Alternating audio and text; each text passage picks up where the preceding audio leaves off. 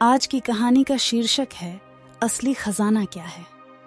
एक गांव में एक रामलाल नाम का एक किसान अपनी पत्नी और 4 लड़कों के साथ रहता था। आगे हम सुनेंगे उनके साथ क्या हुआ। आज की वीडियो में हम इस कहानी में आगे जानेंगे। एक गांव में एक रामलाल नाम का एक किसान अपनी पत्नी और 4 लड़कों के साथ रहता था।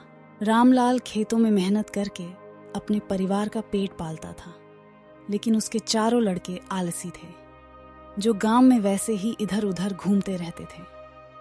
एक दिन रामलाल ने अपनी पत्नी से कहा कि अभी तो मैं खेतों में काम कर रहा हूं, लेकिन मेरे बाद इन लड़कों का क्या होगा।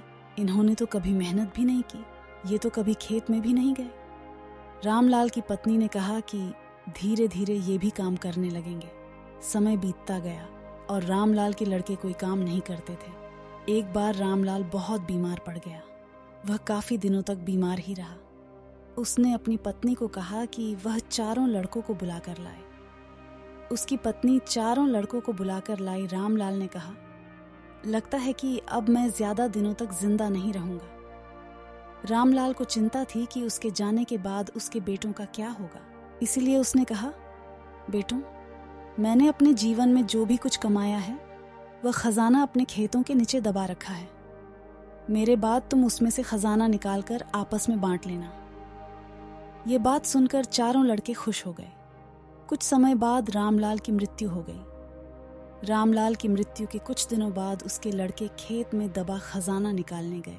उन्होंने सुबह से लेकर शाम तक सारा खेत खोद दिया, लेकिन उनको कोई भी खजाना नजर नहीं आया। लड़के घर आकर अपनी माँ से बोले, माँ, पिताजी ने हमसे झूठ बोला था, उस खेत में हमें कोई खजाना नहीं मिला। उसकी माँ ने बताया कि तुम्हारे पिताजी ने जीवन में यही घर और खेत ही कमाया है, लेकिन अब तुमने खेत खोद ही दिया है तो उसमें बीज बो दो। इसके बाद लड़कों ने बीज बोए और माँ के कहे अनुसार उसमें पानी देते गए। कुछ समय बाद फसल पककर तैयार हो गई, जिसको बेचकर लड़कों को अच्छा मुनाफा हुआ, जिसे लेकर वह अपनी माँ के पास पहुंचे। माँ ने कहा कि तुम्हारी मेहनत ही असली खजाना है, यही तुम्हारे पिताजी तुमको समझाना चाहते थे। इस कहानी से हमें यह सीख मिलती है, हमें आलस्य को त्याग कर मेहनत करना चाहिए। मेहनत ही इंसान की असली दौलत है।